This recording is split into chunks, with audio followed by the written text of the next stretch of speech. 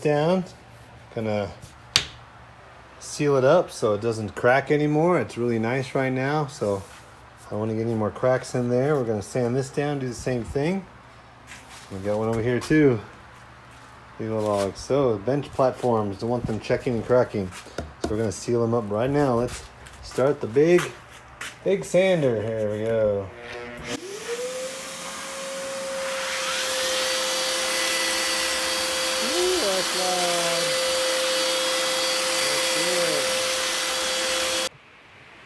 All right, took about 45 minutes to get this sanded with the big belt sander. Take all the chainsaw roughness off, and then one time with the handheld with 100 grit. So that was quite a long process to get this down to that level. So now we have the same thing to do on this side. This is how rough it started. But this time we're gonna run it through the planer right there with the smooth side down, and we will see how much faster that takes.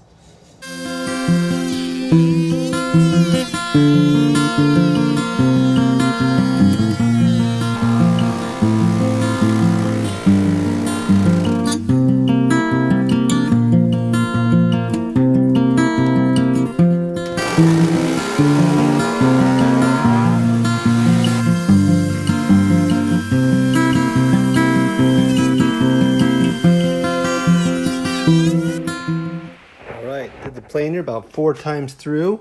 In certain areas are nice and smooth over here, but this side, look at that, quite rough.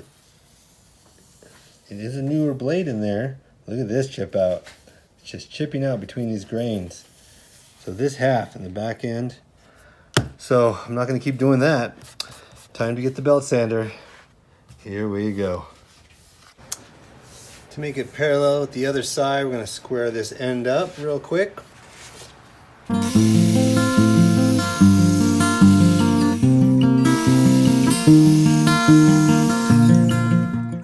There's one finished. Light sanding to do on this wood plastic that I'm putting in the holes here.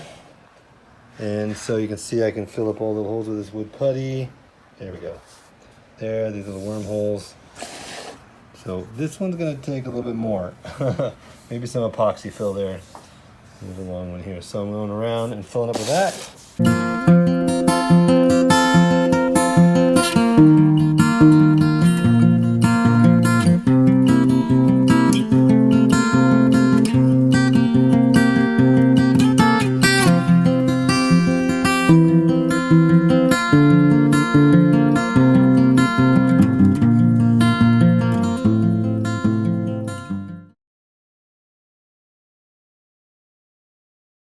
Now I've got more of a brown, a light brown in there, but it's pretty dark against the black.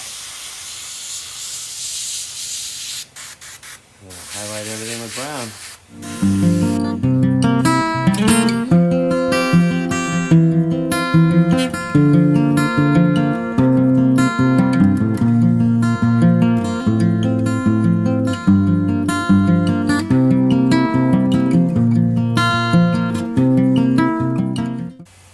Pretty cool, huh? All right, that's enough. Okay, so this is what it looks like with the black underneath and brown and kind of a bronze mix of paint with the airbrush on top. You can see how that gets the darks and the cracks. I specifically try to shoot it in the cracks and then put the light over all the white wood there. I'm sorry, the brown over all the white wood and soften it all up with the airbrush. Oh, it's kind of funny. There he is. I think that's the one you saw me doing. He's going to be holding a pole that goes out and holds a light out over the bench. It's going to be fun. It's coming together. Got to drill these eyes out. We got some marbles. Well, the problem is I want them all black, but there's only like 2 that are black.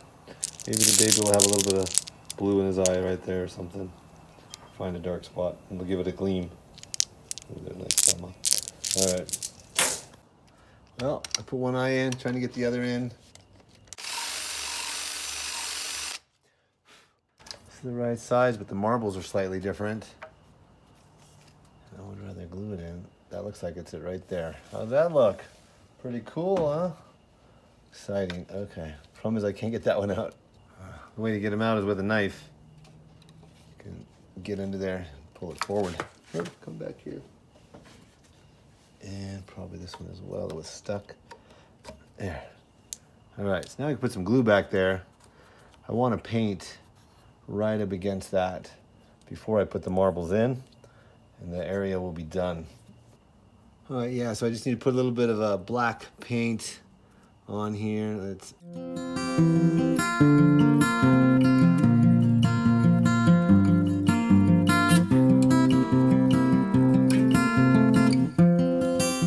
We got two bear eyes. Now I just got to do the one to the little baby bear upstairs.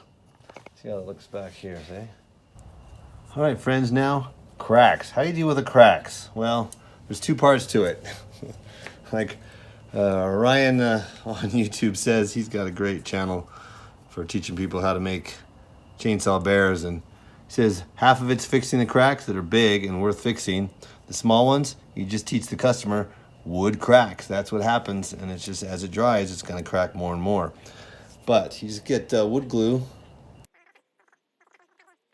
Right, so we fill that with some Gorilla Glue. And I already put this in and broke it off, so I'm gonna try again here. Where did I do that? Oh, I think it went this way. Right there. All right, you shove it down in there. Ta-da. Let's do another one maybe here. I'm gonna hit the camera. A lot of time the wood crisscrosses the hole, so that's one reason it's almost not worth dealing with until it's big enough you can really fill. This gradually gets bigger and bigger, so I keep going to bigger and bigger. See, it's getting bigger and bigger as it goes. I just work my way around to bigger and bigger cracks. The only one I'm worried about really is on the faces. On his face is this one. So I'm gonna use the next couple pieces in here. And then we'll clean that all up and repaint it.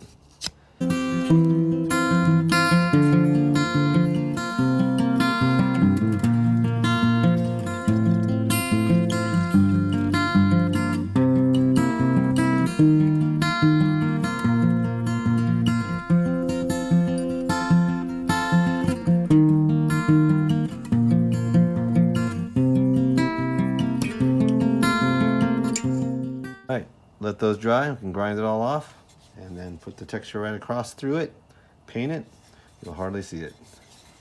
Okay, let's put these eyes in. I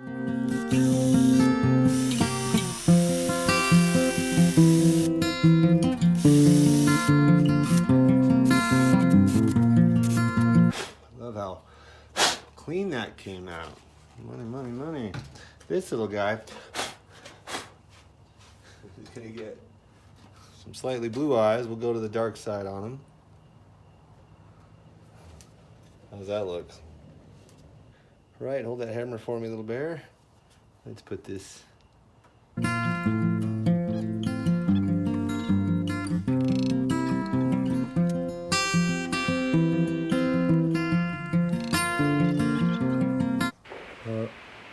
So there's our bear with their dry eyes, but look, some of the glue dried around and bubbled out. This happened on all the eyes, even the teddy bear down here on the bottom of that one. So now we gotta try to take that off. Sadly, I wish that didn't happen, because then I'd have nice black right up against it. So I'm gonna use my Dremel tool with this little carbide bit and carefully try to spin that off of there without hurting too much of the wood, because I just painted that. I don't want to have to paint that again. All right, and then we'll focus on doing these parts. Here we go.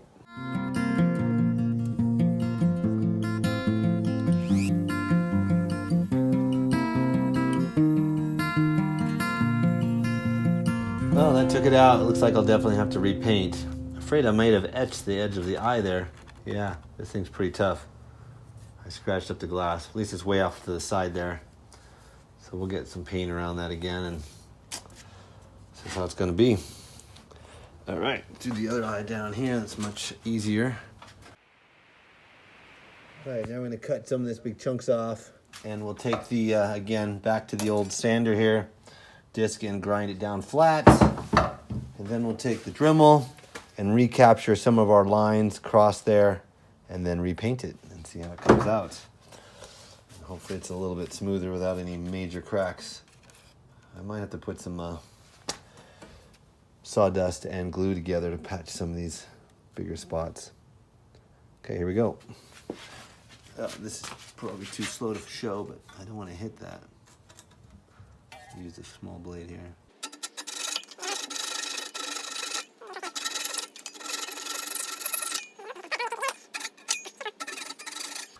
All right, I think that's it. Anytime you use this thing, put on your gloves, the thing spins fast.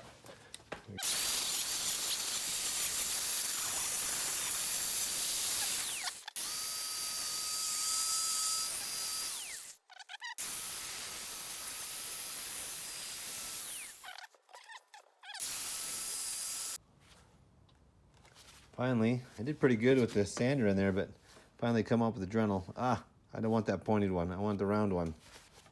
There we go. That's the rounder, more rounded one we want. I'm using this little set here from Amazon. Find it in the links below. You just want to get started with some basics and use your small Dremel.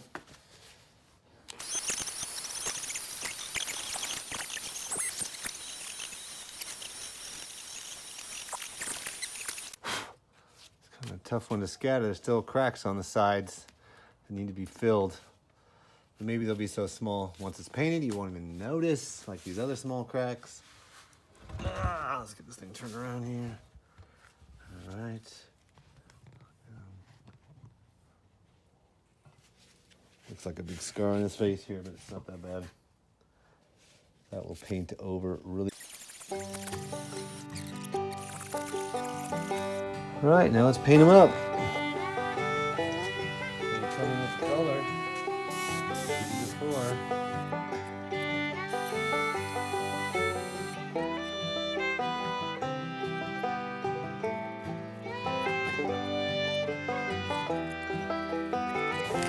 All right, ready to polyurethane everything.